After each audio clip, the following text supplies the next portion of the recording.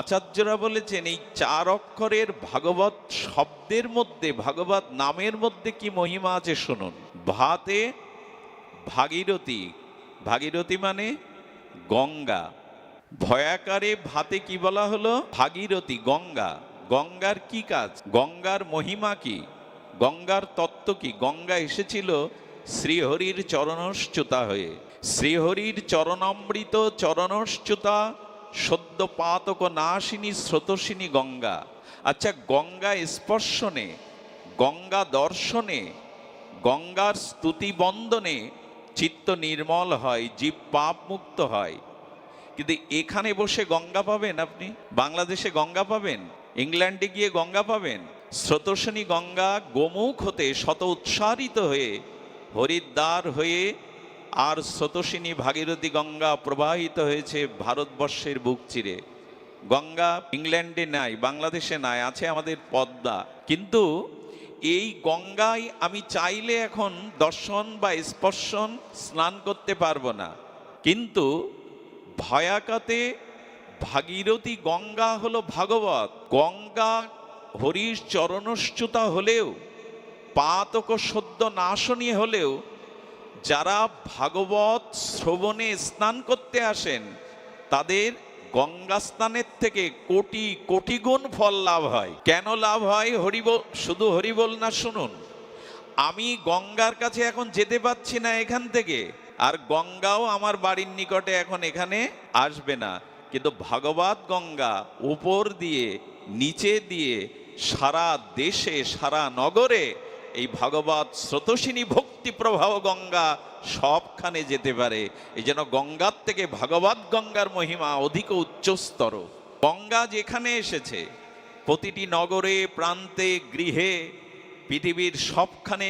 আচ্ছা, গঙ্গা চাইলে তো আর আকাশ মার্গ দিয়ে যেতে পারবে না, কিন্তু এই হরিকথা উপরে যেসব জীব প্রাণী বৃক্ষলতা আছে তাদের কাছে এই ভাগবত গঙ্গার পুত পবিত্রতা চলে যাচ্ছে। এই জন্য আচ্ছা, গঙ্গা স্নান করলে পাপ দূর হয়, কিন্তু পাপ করার প্রবৃত্তি দূর হয় তো? গঙ্গায় স্নান করলাম, পাপ দূর হলো, শাস্ত্রে আছে গঙ্গার এই মহামহিমা, কিন্তু আর পাপ করার ইচ্ছা থাকবে না, এমনটা হয় কি? গঙ্গা স্নান করে এসেই তো আবার পাপে লিপ্ত হই। কিন্তু ভাগবত গঙ্গা, অর্থাৎ গঙ্গার যেমন নির্মল স্রোত আসে এই ভগবানের নামরূপ লীলা কথার ভাগবতী গঙ্গায় যদি একবার কেউ ডুব দিতে পারে, তার পাপ করার প্রবৃত্তি পর্যন্ত নষ্ট হয়ে যায়, পাপ করার প্রবৃত্তিও তার হৃদয়ে থাকে না। এখানে নারী পুরুষ একসাথে বসেছেন, এখন কারো পাপের চিন্তা, বিকারের চিন্তা মনে আসার সম্ভাবনা নাই। পাপ করার প্রবৃত্তিটাও ধ্বংস করে দেয় এই ভাগবত। আচ্ছা, গঙ্গায় জাহাজ ডুবি, লঞ্চ ডুবি, নৌকা ডুবিতে মানুষ মারা যাওয়ার কথা শুনেছেন কিনা? যায় কিনা? তো গঙ্গায় যদি নৌকা ডুবি, জাহাজ ডুবিতে মানুষ ডুবে গিয়ে মারা যায়, আর এই ভাগবত গঙ্গায় কেউ যদি একবার পড়ে ডুব দেয়, সে মারা যায় না, ভগবত চরণ পেয়ে উদ্ধার হয়ে যায়। এই হলো ভাগবতী গঙ্গার মহিমা। এই হরিকথা, ভাগবত কথার গঙ্গায় যদি কেউ ডুব দিতে পারেন, তার আর পতন নেই, মৃত্যু কেন, তিনি ভগবত অমৃত রাজ্যে চলে যেতে পারেন। এখানে গঙ্গাকে ছোট করা হচ্ছে না, কিন্তু গঙ্গার থেকে কোটিগুণ মহিমা এই পূত ও পবিত্র ভক্তিময় ভাগবত গঙ্গা। এই জন্য হরিকথা শ্রবণ, এই শ্রবণের দ্বারা শুধু গঙ্গা স্নান নয়, আর গঙ্গায় দেখুন, গঙ্গায় পাপ দূর হয় কতটি সত্য, দর্শনে, স্পর্শনে, বন্দনে দূর হয়। কিন্তু কখন দূর হয় জানেন? গঙ্গায় স্নান করার সাথে সাথে যদি প্রতিজ্ঞা করেন যে জীবনের যত অন্যায় পাপ কর্ম আজই আমি জলাঞ্জলি দিলাম, আর পুনরায় কোনো পাপ কর্মে প্রবৃত্তি হব না, এই শুভ দৃঢ় সংকল্প নিয়ে যদি গঙ্গা স্নান করতে পারেন, তখনই পাপ দূর হবে। কিন্তু গঙ্গা স্নান সংকল্প করে যদি পুনরায় পাপ করেন, তাহলে যে পাপটা রেখে এসেছিলেন ওই পাপ আবার জুড়ে যাবে আপনার জীবনের সাথে। এই জন্য কলিতে গঙ্গা স্নানের মহিমা আছে, কিন্তু আমরা আবার পাপ করে বসি। আচ্ছা, গঙ্গা স্নানটা কেমন? একবার লক্ষ লক্ষ নরনারী পুণ্যার্থীরা গঙ্গা স্নানে ভিড় করেছে। কৈলাস থেকে মাতা পার্বতী, জগৎমাতা পার্বতী ভগবান শিবকে বলছেন, প্রভু, তবে এই লক্ষ লক্ষ লোক গঙ্গায় অবগাহন করলে তো এদের সব পাপ দূর হবে, এরা উদ্ধার হয়ে যাবে। ভগবান শঙ্কর এসে বললেন, এই লক্ষ লক্ষের মধ্যে এক দুইজন কেবল গঙ্গা স্নানের ফল পাবে। বলে স্নান করবে সবাই, ফল পাবে এক দুজন কেন? তো বললেন, দেখো, জীবনের সমস্ত পাপ যদি পরিত্যাগ করার সংকল্প নিয়ে কেউ গঙ্গা স্নান করে, যে এই গঙ্গায় ডুব দিলাম আর আমার জীবনে পাপ নেই, আমি নিষ্পাপ হলাম, আর পাপ পুনরায় প্রবৃত্ত হব না, এই দৃঢ় সংকল্প করে গঙ্গা স্নানে ডুব দিয়ে লক্ষের মধ্যে দুই একজন এই গঙ্গা স্নানের ফল পাবে। বলে আমি একটু দেখতে চাই। ভগবান শঙ্কর অসুস্থ রোগী সেজে আর মাতা পার্বতী তার সহধর্মিণী সেজে গঙ্গা স্নানের ঘাটের মূল দ্বারে বসেছে। সকাল থেকে লক্ষ লক্ষ লোক ভিড় করে বলছেন, এখানে বসেছে কেন, সরে যাও। বলে আমার স্বামী অসুস্থ, আমি তুলতে পারছি না, তোমরা একটু ধরে তুলে দাও। যেই ধরে তুলতে যায়, পার্বতী বলেন, সেই আমার স্বামীকে স্পর্শ করবেন যার জীবনে কোনো পাপ নেই। যদি পাপ থাকে তোকে স্পর্শ করলে আপনি মারা যাবেন। কেউ আছোই। সন্ধ্যা নেমে এসছে, পার্বতী বলছেন, প্রভু আমার দেখা হয়ে গেছে কারা গঙ্গা স্নান করে এসে বলছেন যে পাপ থাকলে স্পর্শ করলে মারা যাবে। আরে একজন মাতাল মদ খায়, সে গঙ্গায় ডুব দিয়ে এসে দুলতে দুলতে বলছে সরে যাও। বলেন, বাবা আমার অসুস্থ স্বামী, আমি নিজে সরাতে পারছি না, তুমি সরিয়ে দাও, তবে ছুতে গেলে কিন্তু তোমার জীবনে যদি পাপ থাকে তবে তুমি মারা যাবে। তখন হাসছে, এসে বললেন, তোমার চোখ কি অন্ধ? দেখনি আমি গঙ্গা স্নান করে এলাম মানে আমার পাপ নেই? এটা কি তুমি দেখনি, চোখ খোলা ছিল না যে আমি এই মুহূর্তে গঙ্গায় ডুব দিয়ে এলাম, আমার আর পাপ নেই, আমি তোমার স্বামীকে ছুতে পারবো? এই দৃঢ় বিশ্বাসে যখন সরিয়ে দিতে গেছেন, ভগবান শঙ্কর প্রকট হয়ে গেলেন, বললেন, পার্বতী এই লক্ষ্যের মধ্যে এই ব্যক্তি গঙ্গা স্নানের ফল পেল। আমরা ডুব দেই আর উঠেই আবার। এই জন্য গঙ্গা স্নানের ফল সবাই আমরা পাই না, কিন্তু ভাগবত গঙ্গায় যদি কেউ আসতে পারেন তাহলে কি হবে, এইখানে ডুব দিতে পারলে পাপের প্রবৃত্তি পর্যন্ত নষ্ট হয়ে যাবে। এটি হয়, ভাগবত শ্রবণে এটি হয়েছে। চোখের সামনেই ক্ষুদ্র অভিজ্ঞতায় দেখেছি কত মানুষের পরিবর্তন হতে, দিব্য জীবন, দিব্য চরিত্র পেতে। এটি ভাগবতেই হয়। দ্বিতীয় অক্ষর কি? দ্বিতীয় অক্ষর কি মা? গ। গতে আচার্যরা বলেছেন গগন। গগন মানে? গগন মানে গগন সাদৃশ আকাশ। আকাশ যেমন অনন্ত, বিভু। আচ্ছা, আপনি পাহাড়ে যদি বসে থাকেন, মাথার উপরে আকাশ পাবেন কিনা? পাহাড়ের উপরেও আকাশ আছে, আকাশ সর্বখানে আছে। আপনি ঘরের মধ্যেও যদি বসে থাকেন, আপনার মাথার উপরে আকাশ আছে। গৃহে, বনে, পর্বতে, যেখানেই বসুন, আকাশ ছাড়া আমরা নাই। তেমনি আকাশ হলো বিভু, আকাশ হলো ব্যাপক, আকাশ হলো অনন্ত, তার অন্ত নেই। তেমনি ভাগবত হলেন কোটি কোটি গগন সদৃশ অনন্ত অনন্ত মহা অনন্ত, যার ছায়ায় এলে হৃদয় অনেক বড় হয়, বিস্তার হয়। আকাশের যেমন সীমা দেওয়া যায় না অনন্ত, তেমনি ভাগবতের মহিমা আজ পর্যন্ত ইতি করা যায়নি। অনন্ত ভাগবতের মহিমা গগন সদৃশ।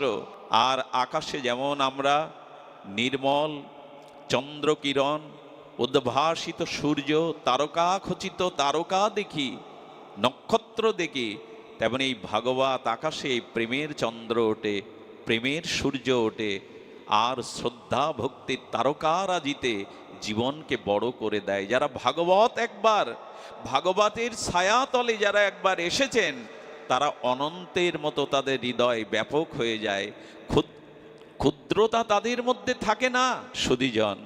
এই জন্য গতে হলো গগন সাদৃশ অনন্ত। আর বতে, বতে বলেছেন বর্ধন।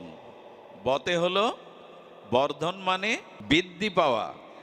দেখুন, ভাগবত শ্রবণে তিনটি জিনিস বৃদ্ধি পাবে, একটু ধ্যান দিতে হবে। অনেকের চোখে নিদ্রা নেমে আসছে, খুব সতর্ক হতে হয়। ভাগবতে, ভাগবতে তিনটি জিনিস বৃদ্ধি হবে। কি? টাকা বৃদ্ধি হবে, সম্মান বৃদ্ধি হবে, সংসারে খুব সুখ আসবে। এই সব ভেবে কেউ ভাগবতে আসবেন না, এর একটাও কিছু হয় না। আমাদের কিছু মানুষের ধারণা আছে নির্জলা একাদশী করলে, গীতা ভাগবত নিত্য পাঠ করলে, হরিনাম করলে দুঃখ, জরা, ব্যাধি, মৃত্যু এগুলো। আমার কাছে এক ব্যক্তি নিয়মিত গীতা পাঠ করতেন, ভাগবত পাঠ করতেন, এবং তিনি নির্জলা একাদশী ব্রত করতেন, কিন্তু তার বয়স্ক সন্তান মারা গেল। তার যুবক সন্তান মারা গেলে তিনি অভিমানে আর সেই গীতা ভাগবত নদীতে ভাসিয়ে দিলেন এবং ওই ধর্মকর্ম যা কিছু চর্চা ছিল ত্যাগ করলেন। শ্রী গুরুদেবের কাছে গিয়ে তিনি প্রণাম করে বললেন, বাবা আমার পুত্র মারা গেল, আমি নিত্য গীতা পাঠ করি, তিলকমালা নেই। বাবা তখন হাসছেন, পুত্র শোকে ও তত্ত্বজ্ঞ ঋষি হাসছেন, কারণ মাটির পুতুল ভেঙে গেলে বাচ্চারা শোকে কাঁদে, কিন্তু বাচ্চার পিতা দূরে দাঁড়িয়ে হাসে, ওরে মারে তুই জানিস না মাটির পুতুল তৈরি হয় ভাঙার জন্য, ওর জন্য কাঁদতে নেই। তা আমাদেরই সব মাটির দেহ, তো মাটির সংসার তো ভেঙে যায়, হাসেন আচার্যরা। তখন বলছেন, গীতা ভাগবত যে তুমি ভাসিয়ে দিলে, আমাকে একবার খুলে দেখাও তো গীতা ভাগবতে কোথাও লেখা আছে কিনা যে গীতা ভাগবত পাঠ করলে কারো মৃত্যু হবে না, কারো দুঃখ আসবে না, রোগ ব্যাধি আসবে না, এক জায়গায় দেখিয়ে দাও। তুমি তো ভাসিয়ে দিলে, আমাকে দেখাও। কোথাও এগুলি লেখা নেই, বরঞ্চ লেখা আছে তুমি যত ভগবত পথে ভক্তির পথে এগোবে তত প্রতিকূল দুঃখ জরা বিপদ তোমার বেশি আসবে।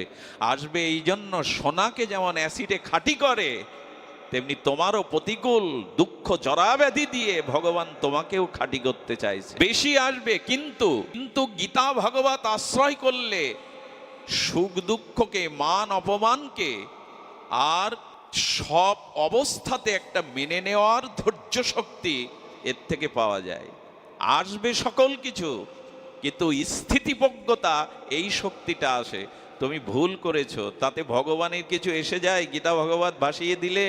কেউ যেন ভাগবতে এই ভেবে আসবেন না এখানে আসলে পাপ ক্ষয় হবে, পুণ্য হবে, ধন ঐশ্বর্যের মালিক হব, মান সম্মান পাবো না। বতে বর্ধন হয়, বৃদ্ধি পায় তিনটি জিনিস, সেটি হলো জ্ঞান, বিবেক আর বৈরাগ্য। ভাগবতে বৃদ্ধি পায় জ্ঞান, যেটা আমি জানতাম না, যে তত্ত্ব আমার জীবনে অজ্ঞাত ছিল, ভাগবতের মহামহিমার দ্বারা আমি সেই তত্ত্বকে জানলাম। আর তত্ত্ব জানলে মীমাংসা আসে, এই জন্য ভাগবতে জ্ঞান বৃদ্ধি হয়।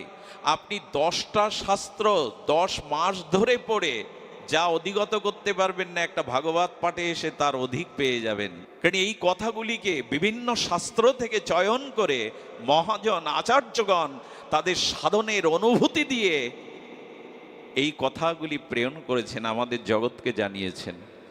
তাই 10 বছর ধরে শাস্ত্র অধ্যয়ন করে যা না পাবেন, একজন তত্ত্বজ্ঞ ভাগবতের মুখে ভাগবত শ্রবণ করে আপনি ততোধিক জ্ঞান লাভ করতে পারবেন। পড়ার থেকে শ্রবণে কাজ হয় বেশি। এই জন্য আমি প্রথমেই বলেছিলাম, শ্রবণাঙ্গ ভক্তিটা আমাদের বিশেষ প্রয়োজন। শ্রবণ, এটি ভক্তির আদ্য শ্রেষ্ঠ ভক্তি মন্দিরের প্রবেশের দুয়ার স্বরূপ। এই জন্য এখানে জ্ঞান বৃদ্ধি পাবে, আর বৃদ্ধি পাবে বিবেক। আমি বারবার যে কথাটি বারবার ভাগবতে পুনঃ পুনঃ স্পর্শ করে যায়, বিবেক বিশ্ববিদ্যালয়ে বিবেক কোনো বিদ্যার দ্বারা জাগবে না, বিবেক জাগবে ভাগবত বিদ্যার দ্বারা। সাধু সঙ্গে হরিকথা ভাগবত শ্রবণেই মানুষের বিবেক জাগবে। আজ বিবেক জাগছে মানুষের, মানুষ এত শিক্ষিত হচ্ছে। দেখুন, কিছু মনে করবেন না, যারা যত উচ্চ পদে আছে, যারা যত বেশি শিক্ষিত, তাদের দ্বারা দেশ জাতি ততোধিক ক্ষতিগ্রস্ত বেশি হয়। কোনো সাধারণ গ্রামের সরল কৃষক, কোনো মূর্খ সাধারণ গ্রামের কোনো সাধারণ মানুষের দ্বারা দেশ জাতি ততোধিক ক্ষতিগ্রস্ত হয় না, যতটা উচ্চ শিক্ষিত উচ্চ পদে থাকা। ব্যতিক্রম আছে, ব্যতিক্রম নাই তা নয়, ব্যতিক্রম 2-4 জন আছেন, কিন্তু গরিষ্ঠ সংখ্যক এদের দ্বারাই জগৎ ক্ষতিগ্রস্ত হয়। অ্যাটম বম মূর্খরা বানিয়েছে। এই যে অ্যাটম বমগুলো কারা বানিয়েছে? মারণাস্ত্র। একটা দেশের 80 বা 60 বা 70% একটা দেশের অর্থ আজ অস্ত্রের জন্য ব্যয় করা হয়। সেখানে কি মানুষের অভাব যাবে? বিদ্যা শিক্ষা সুচিকিৎসা কি করে হবে? যদি একটা দেশের অর্থটা 60%, 70% অস্ত্র তৈরির জন্য যায় কিনতে, মানুষের কল্যাণ করবেন কোথায়? কারা বানিয়েছে এগুলি? যদি বলেন এগুলি দরকার আত্মরক্ষার জন্য, এগুলি এত দরকার না। দরকার বিবেক, দরকার মানবতা। এইগুলি আজ পৃথিবীকে প্রশ্নের সম্মুখীন করেছে। 3য় বিশ্বযুদ্ধ আর হবেটা কি? এক করোনা 8 গ্রাম ওজন ছিল। বিজ্ঞানীরা দেখেছে মূল করোনাটা সারা বিশ্বে তার ওজন 8 গ্রাম। করোনা পৃথিবীকে কাঁপিয়ে দিয়ে গেল। বিশ্বযুদ্ধের প্রয়োজন নেই। সামনে যে রোগ জরা জীবাণু আসছে, তাতে পৃথিবীর যে লোকক্ষয় হবে, তাতে 3য় বিশ্বযুদ্ধের প্রয়োজন নাই। এই জন্য বললেন বিবেক সাধু সঙ্গে ছাড়া জাগবে না। একজন ডাক্তার যদি সরকারি দেওয়া ওষুধ বেচে 5 লাখ টাকার বাথরুম তৈরি করে, অশ্রম তৈরি করে, কি বলবেন এদের? একজন শিক্ষক যদি তার কন্যা, তার শিষ্যা, ছাত্রীর দিকে কুহাত বাড়ায়, এদেরকে কি বলবেন আপনি? এই জন্য বিবেক শিক্ষার দ্বারা, জাগতিক ডিগ্রির দ্বারা জাগে না, বিবেক জাগে সাধু সঙ্গ হরিকথার দ্বারা। এই জন্য মানুষের বৃদ্ধি পায় জ্ঞান, বিবেক, আর পায় ভক্তি। আপনার জীবনে কখনো বিবেক, জ্ঞান, ভক্তি বৃদ্ধি পাবে না যদি শুদ্ধ সাধুমুখে ভাগবত শ্রবণ না করেন। এই জন্য বতে বর্ধন আর ততে ততে তারণ। এই মৃত্যুময় সংসার, এই সাগর হতে পার হওয়ার জন্য একমাত্র ভাগবতকে আশ্রয় করুন। ভাগবত আপনাকে তরিয়ে দেবে, তারণ করে ওপারে নিয়ে যাবে। আচ্ছা, আপনি ছোট নদী সাঁতরে পার হতে পারেন, আপনি ছোট পুষ্করণী পুকুর সাঁতরে পার হতে পারেন, বঙ্গোপসাগরের কাছে গিয়ে সাঁতরে পার হওয়ার সাহস দেখাবেন? এমনকি ছোট নৌকা পেলেও আপনি পার হতে, মাঝি না থাকলে, জাহাজ পেলেও পার হতে পারবেন না, নাবিক না থাকলে। এই ভাগবত এই মাঝি রূপে, কাণ্ডারি রূপে, জাহাজ রূপে আপনাকে ওই পারে পার করে দেয়। জন্ম মৃত্যুর ওপারে ভাগবত পারে। তাই ভাগবতই মানুষকে তারণ করে দেয়। ভাগ ভয়াকার গ ব ত, এই 4টি অক্ষরের মধ্যে কি অপূর্ব! আর পুরো ভাগবতের মধ্যে না জানি কি আছে। যার নামের মধ্যে এরকম তত্ত্ব লুকিয়ে আছে, না জানি কি আছে। এই জন্য আপনাদের অনুরোধ করব, আমি শ্রবণাঙ্গ ভক্তির কথা বলছিলাম, শ্রবণাঙ্গ ভক্তির কথা বলছিলাম, যে আপনাদের জীবনে ভাগবত শ্রবণ করুন। এই শ্রবণাঙ্গ ভক্তির দ্বারাই আমাদের বিবেক, জ্ঞান, বৈরাগ্য, প্রেম, ভক্তি লাভের উপায়। তবে খুব ধ্যান দিন, তবে যারা শ্রবণে আসেন ভাগবতে, তাদের জন্য 2টি শর্ত রেখেছে ভাগবত। যদি এই 2টি শর্ত পূরণ করে ভাগবত শ্রবণ করতে পারেন, যদি এই 2টি শর্ত পূরণ করে ভাগবত শ্রবণ করতে পারেন, তো আপনি তরে যাবেন। একটি হলো ভাগবত কথাতে শ্রদ্ধা, আর দ্বিতীয় হলো ভাগবত কথাতে বিশ্বাস। এই শ্রদ্ধা এবং বিশ্বাসকে সুদৃঢ় করে যদি ভাগবত শ্রবণ করতে পারেন, তাহলেই আপনি তরে যাবেন। সত্য এই 2টি। কিন্তু আমাদের শ্রদ্ধা আসে কই, আমাদের ব্যাকুলতা আসে কই? হরিকথা যেটি শ্রবণ করলাম, ভালো লাগলো বটে, তবে বিশ্বাস এলো কই? এই কথাকে আঁকড়ে ধরে আমার জ্ঞান, বিবেক, বৈরাগ্যকে আমি জাগরিত করব, এ জাতীয় শ্রদ্ধা, এ জাতীয় বিশ্বাসের অভাব আমাদের। সুধীবৃন্দ, তাই আপনাদের কাছে অনুরোধ করব, ভাগবত শ্রদ্ধান্বিত হয়ে বিশ্বাসের সহিত শ্রবণ করুন। এই শ্রবণাঙ্গ ভক্তিই হলো নববিধা ভক্তির প্রথম দুয়ার। শ্রবণ না করলে অন্যান্য ভজন অঙ্গে আপনার রুচি আসবে না, আসক্তি আসবে না। আমাদের কথা বাদ দিন, স্বয়ং শ্রীকৃষ্ণ চৈতন্য মহাপ্রভু তিনি গোদাবরী তীরে রায় রামানন্দের কাছে কৃষ্ণ কথা শুনতে এসেছিলেন। আমাদের মতো সাধারণের কথা বাদ দিন, মহাপ্রভু পুরীতে আর টোটা গোপীনাথে গদাধর পণ্ডিত গোস্বামীর কাছে নিত্য এসে ভাগবত শুনতেন। প্রহ্লাদ চরিত্র, ধ্রুব চরিত্র সাবহিত হয়ে শুনতে শুনতে প্রভুর চোখের জলে ভাগবতের অক্ষরগুলো ভেসে গিয়েছিল, হস্তলিখিত ভাগবতের অক্ষর। স্বয়ং রাধাকৃষ্ণ মিলিত পরতত্ত্ব মহাপ্রভু পর্যন্ত হরিকথাতে এত রুচি। কই আমাদের শ্রদ্ধা কই হরিকথায়? বিশ্বাস কই? এই শ্রদ্ধা বিশ্বাসকে জাগিয়ে আমরা যদি হরিকথাতে প্রবৃত্ত হই, তবে আমাদের মঙ্গল হবে। একটি কথা না বললে নয়, এই শ্রবণাঙ্গ ভক্তির মাধ্যমেই আমরা ভক্তি রাজ্যে প্রবেশ করব। আর 9টি যে ভক্তির অঙ্গ আছে, তাতে পরিপুষ্টিতা পাবে এই শ্রবণ। এই জন্য ভাগবত শ্রবণের পরে আসে কীর্তন, এরপরে আসে স্মরণ। এই সংকীর্তন ধর্ম কলিযুগের যুগ ধর্ম। 7-5 মিলে গৃহে বা মন্দিরে যদি 7-5 মিলে দিব্য খোল করতাল সহযোগী উচ্চস্বরে কীর্তন করা যায়, তবে এই সংকীর্তনের দ্বারা সমস্ত প্রাণীগুলোর হিত হয়, জগতে অশুভ নাশ হয়। সেই উঠিল মঙ্গল ধ্বনি, হরিনামের মঙ্গল ধ্বনি, ভগবত কথার মঙ্গল ধ্বনি ইতাহার তরঙ্গে যেখানে যেখানে ভেসে যায়, সেখানে অমঙ্গল নাশ হয়, জরা ব্যাধি রোগ নাশ হয়। এর এমন এক চিন্ময় ক্ষমতা আছে, যেটি অমঙ্গলকে নাশ করতে পারে। অন্ধকার তাড়ানোর জন্য কামান ডাকার প্রয়োজন নেই, অন্ধকার দূর করবার জন্য ধারালো তরোয়ারির দরকার নেই, অন্ধকার দূর করবার জন্য আলো জেলে দাও। তেমনি ভয় ভীতি অমঙ্গল দূর করবার জন্য হরির নাম ও সংকীর্তন সকলে মিলে করো। এই